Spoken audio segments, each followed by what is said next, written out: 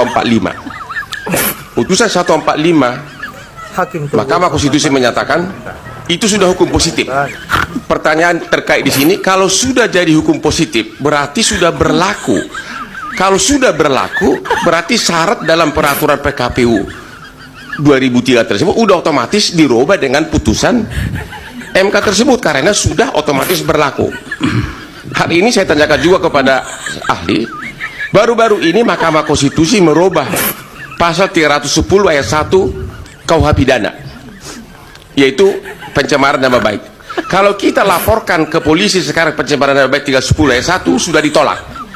Apakah Anda pernah melihat KUH pidana dibawa ke DPR untuk dirubah untuk dirubah sesuai dengan putusan MK tersebut? Dan otomatis berlaku perubahan tersebut. Pertanyaan Bapak apa? Ya, pertanyaan itu sudah ada contoh nyata dalam praktek bahwa pasal 47 itu sudah diterapkan. Ya, jadi Bapak tidak bertanya. Pertanyaannya, apakah masih perlu ditafsirkan pasal 47 tersebut? Yang kedua, mengenai pengertian, pertanyaan kedua adalah mengenai Halo Hotman Paris, kalau nomor 1 menang atau nomor 3 menang, kalau kau nggak jadi pengacara lagi kau, jadi bintang film pun nggak, ya. Jadi kalau kau suruh aja lah cari-cari lonti-lonti yang banyak di sana itu aja yang untuk kerjaan kau, ya kan? Jadi nggak usah kau urus-urus itu, ya. Kau jadi pengacara apanya kau?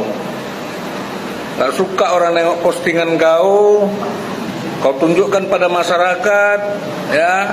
Kau gandeng-gandeng perempuan, kamu kan seolah-olah pengacara apanya kau? Yang mendidik pakai otak, ya, kayak kening. Kau batak tapi otakmu nggak ada, ya, Hotman Paris, ya, kayak kening. Ya, jangan gini-gini lagi, ya. Saudara Hotman, dan saya akan lanjutkan pertanyaan. Baik, silakan. ya, terima kasih. Ya, Bang Hotman, aku yang jawab ya. Masalah bansos itu kan, Bang Hotman. Betul, udah ada datanya, Bang Hotman. Tapi nggak juga dikasih di pinggir-pinggir jalan itu kan. Bagi-bagi bansos itu kan presiden langsung yang ngasih, ya kan, depan istana. Yang ngambil tuh kan ada datanya itu, orang Gojek, orang lewat, itu pun orang-orang senang yang lewat di depan istana. Mana ada orang-orang susah, orang miskin lewat depan istana, pasti punya kendaraan orang itu semua, ya kan. Makanya yang kau bilang tadi itu lain lagi. Masalah data tuh memang udah ada di setiap desa atau setiap kantor camat. Itu memang udah ada datanya. Tapi kalau presiden langsung, ya kan, membagikan gitu kan, ada niatnya itu. Niatnya sambil kampanye gitu, ya. Yang kedua, siapa tuh, Bang Yusril tuh, ya, banyak kali lah muter-muter filsafat ini, filsafat itu, filsafat ini. Pening kali aku, ya kan, Romo tuh udah tua, pening juga dia dengarnya, ya kan. Jadi masalah kode etik yang jelas lain nabrak kode etik. Pamannya yang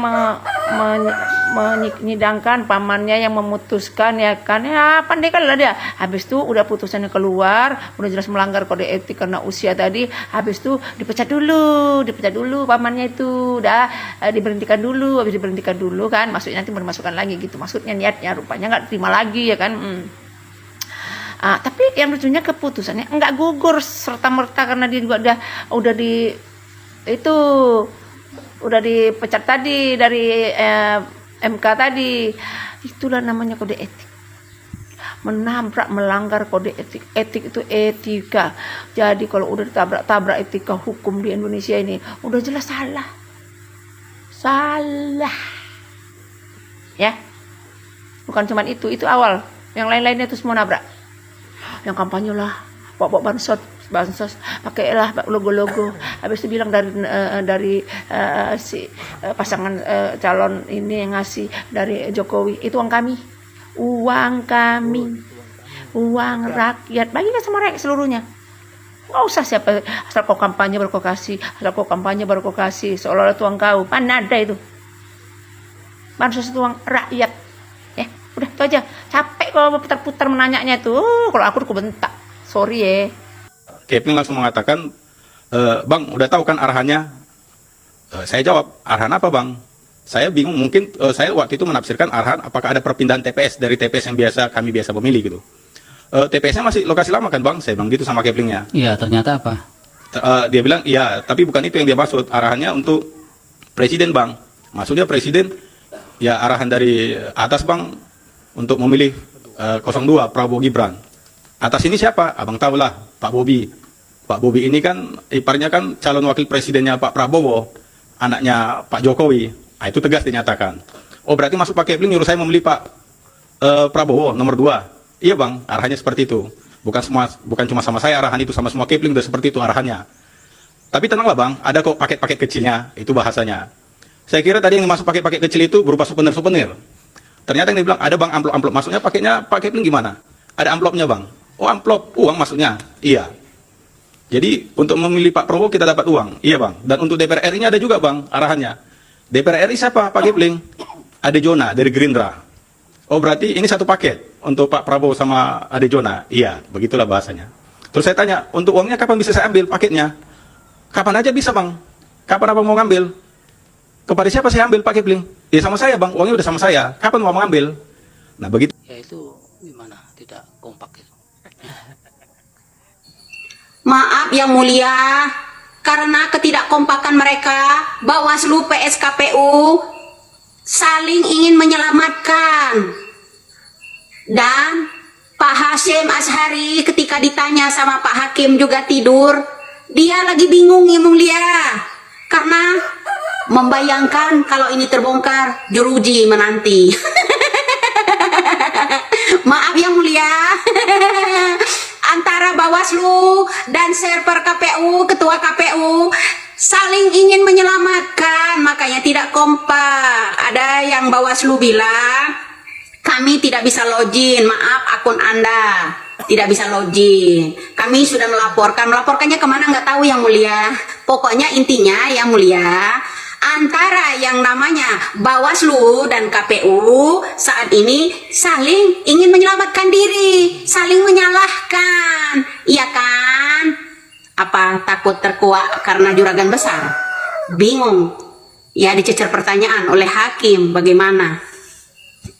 Nah, semoga saja Allah pencipta seluruh alam semesta ini berikut manusianya menguak tabir kepalsuan di server KPU antara Bawaslu dan KPU sesungguhnya mulai terlihat ingin menyelamatkan diri masing-masing yang mulia. Kami seluruh rakyat Indonesia bagi yang jujur berdoa selalu agar yang namanya ini terkuak siapa dalang aslinya yang mulia. Salam hormat saya. Nah, betul apa yang dikatakan oleh Nyai Widya atau Nyai Dagelan bahwa KPU dengan Bawaslu sekarang saling tonjok-menonjok, tidak lain karena ingin mencari aman, karena sedikit demi sedikit kebusukannya akan terbongkar dan tentu akan menghindari agar bisa terlepas dari dugaan kecurangan dan menjauhi jurus besi. Menarik untuk kita nantikan bagaimana kelanjutannya, apakah hukum itu masih tajam terhadap orang-orang yang besar seperti mereka yang melakukan sebuah kesalahan, melakukan kecurangan, atau jangan-jangan hukum hanya tajam kepada masyarakat kecil yang saat ini tidak berdaya dibuat oleh rezim Jokowi. Nah, lagi-lagi kita lihat di video awal di mana Hotman Paris dipermalukan oleh Ketua MK dan juga dapat komentar pedas dari netizen. Saya kira pengacara kondang ini betul-betul tidak lagi mempunyai harga diri di mata rakyat Indonesia, di mata sebagian rakyat Indonesia. Apa? Karena kita tahu sendiri alasannya, bahwa si mulut besar ini rela jadi anjing demi mendapatkan uang yang sangat besar dan membela orang-orang yang salah, seperti yang ada di kubu 02. Baiklah, saya kira hanya itu sahabat-sahabat.